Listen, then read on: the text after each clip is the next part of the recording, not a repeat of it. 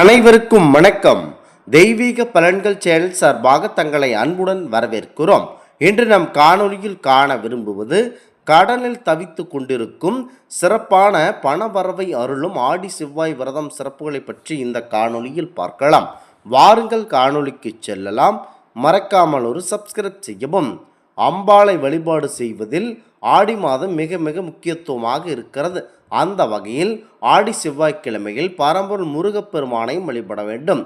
ஆடி வெள்ளி வழிபாடு போலவே ஆடி செவ்வாய்க்கிழமையும் சிறந்த சிறப்புகளை கொண்டுள்ளது. அதை பற்றித்தான் இந்த காணொளியில் பார்க்க போகிறோம். அம்பாளை வழிபாடு செய்வதில் ஆடி மாதம் முக்கியத்துவமாக இருக்கும் வகையில் ஆடி வெள்ளிக்கிழமை அம்பாளை வழிபட்டு வந்தால் நினைத்த காரியங்கள் நிறைவேறும். ஆடி வெள்ளி வழிபாடு போலவே ஆடி செவ்வாய்க்கிழமையில் சில சிறப்புகளை கொண்டுள்ளது. கண்டிப்பாக ஆடி செவ்வாய் விரதத்தில் முருகப்பெருமானை வழிபடுவது சிறந்த பலனை தரும். ஆடி மாதத்தில் வரும் செவ்வாய்க்கிழமைகளில் அம்பாளை வழிபட்டு மங்கள கௌரி விரதம் கடைபிடித்து வந்தால் நற்பலன்களை பெறலாம். ஆடி செவ்வாய் அன்று அனைத்து ஏழை மக்களுக்கும் அன்னதானம் செய்வது மற்ற நாட்களில் அன்னதானம் செய்தால் கிடைக்கும் பலன்களை விட அதிக பலன்களை பெற்றுத்தரும். ஏழையில் அதாவது பண கஷ்டத்தில் தவித்து கொண்டிருப்பவர்கள் கண்டிப்பாக ஆடி செவ்வாய் விரதத்தை கடைபிடித்தால் உங்களுக்கு நல்ல பலன் கிடைக்கும். பெண்கள் அனைவரும் ஆடி செவ்வாய்க்கிழமைகளில் எண்ணெய் தேய்த்து மஞ்சள் பூசி நீராடி விரதத்தை மேற்கொண்டு அம்மனையும் பரம்பொருள் முருகப்பெருமானையும் வழிபட்டால் மாங்கல்ய பாலம் கைகூடும். ராகுவின் அதிதேவதையாக காளி தேவி இருக்கிறார்கள். எனவே செவ்வாய் தோஷம் நாகதோஷம் போன்றவற்றால் திருமண தடை ஏற்பட்டவர்கள், குழந்தை பாக்கியம் இல்லாதவர்கள் செவ்வாய்க்கிழமைகளில் வரும் ராகுகால பூஜையில் கலந்து கொள்ள வேண்டும். ஆடி செவ்வாய்க்கிழமைகளில் துர்கா அம்மனை மட்டுமின்றி பரம்பொருள் முருகப்பெருமானையும் வழிபடுவதற்கு சிறந்த நாளாகும். இந்த நாளில் விரதம் இருந்து தீபமேற்றி பரம்பொருள் முருகப்பெருமானுக்கு அர்ச்சனை செய்து வழிபட வேண்டும். ஆடி மாத செவ்வாய் என்று ஔவையார் விரதம் மிகவும் பிரசித்தி பெற்றது. ஔவையாரை நினைத்து விளக்கேற்றி வழிபாடு செய்பவர்கள் பச்சரிசி மாவில் வெல்லம் சேர்த்து கொழுக்கட்டை தயாரித்து அதை ஔவையாருக்கு நைவேத்தியமாக படைப்பார்கள். மேலும் பரம்பொருள் விநாயகப் பெருமானையும் முதன்மை கணபதியாக வழிபடுவார்கள். இரவு நேரத்தில் தான் ஔவையார் விரதம் இருப்பார்கள். இரவு முழுவதும் கண் வெளுத்து விரதம் இருக்கும்போது நெய்வேத்தியமாக படைக்கப்பட்ட கொழுக்கட்டையை உண்பார்கள். இந்த விரதத்தை மூத்த சுமங்கலி பெண்கள் வழிகாட்டுதலின்படி இளம் பெண்கள் மட்டுமே மேற்கொள்வார்கள். இந்த விரதத்தை ஆண்கள் எப்பொழுதும் பார்க்கவே கூடாது. இதில் ஆண்களுக்கும் குழந்தைகளுக்கும் ஆண் குழந்தைகளுக்கும் அனுமதி இல்லை. ஆழ்வாய்மொழி அருகே முப்பந்தல் குடசேகரப்பட்டினம் ஆகிய இடங்களில் ஔவையாருக்கு ஆலயங்கள் அமைத்திருக்கிறது. அவ்வளவு சிறப்பு மிகுந்த இந்த ஔவையார் விரதத்தை கண்டிப்பாக கடைபிடித்து வாருங்கள். பரம்பொருள் விநாயகப் பெருமானின் கண்டிப்பாக அவருடைய அருள் கிடைத்து உங்களுக்கு நல்லாசி கிடைக்கும் என்பது ஐதீகமாகும். ஆடி மாதத்தில் மிக முக்கியத்துவம் வாய்ந்தது தமிழ் மாதங்களிலே ஆடி மாதம். மார்கழிக்கும் தனி பெருமை உண்டு. இவ்விரு மாதங்களை இறை வழிபாட்டிற்காகவே நம் முன்னோர்கள் அமைத்துள்ளனர்.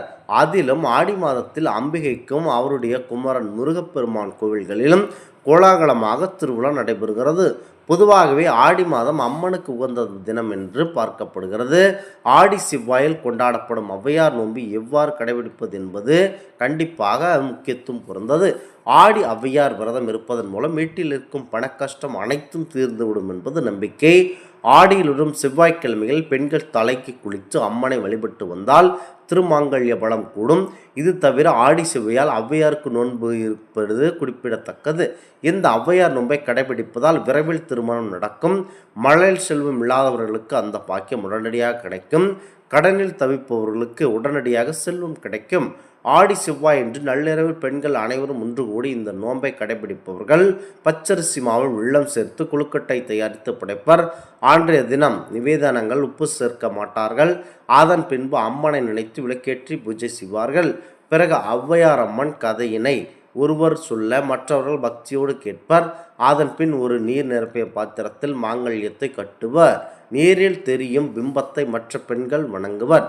கன்னியாகுமரி தேவாலை அருகிலுள்ள சீதாப்பல் ஔவையார் அம்மன் கோவிலில் இந்த வழிபாடு சிறப்பாக கொண்டாடப்படுகிறது. விரதத்திலேயே நிவேதனங்கள் அனைத்தையும் விரதம் இருப்பார்கள், உண்பார்கள். இந்த விரதம் ஆண்கள் யாரும் கலந்து கொள்ளவோ பார்வையிடவோ அனுமதி இல்லை. பூஜை முடிந்த உடனேயே வழிபாடு செய்த இடத்தை தூய்மைப்படுத்தி விடுவார்கள். இந்த விரதம் ஒவ்வொரு ஆடி செவ்வாய்க்கிழமைகளில் ஒவ்வொருவரின் வீட்டில் கடைபிடிப்பர். இந்த விரதத்தை பிடிப்பதால் குடும்ப பிரச்சனைகள் கண்டிப்பாக தீரும், குடும்ப ஒற்றுமை நிலைக்கும், திருமணம் கைகூடும், குழந்தை பாக்கியம் கிடைக்கும் என்பது ஐதீகம். செல்வ செழிப்போடு வாழ்வதும் ஐதீகம்.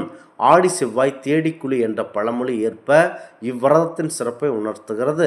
செவ்வாய்க்கிழமைகளில், அதாவது செவ்வாய் கிரகம் சனி கிரகம் போலவே ஒரு ஜாதகருக்கு பெரும் தோஷத்தை ஏற்படுத்தக்கூடியது.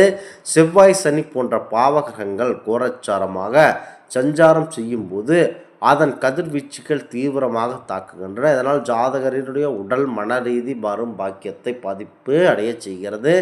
எனவே ஒரு ஜாதகத்தில் செவ்வாய் பலமாக இருப்பது அவசியம். அவ்வாறு பலம் பெற்று இருக்கும் ஜாதகர் வாழ்வில் சகல வசதிகளும், அதாவது சொந்த வீடு, வாசல், சொத்து என்று வசதியாக இருப்பார்.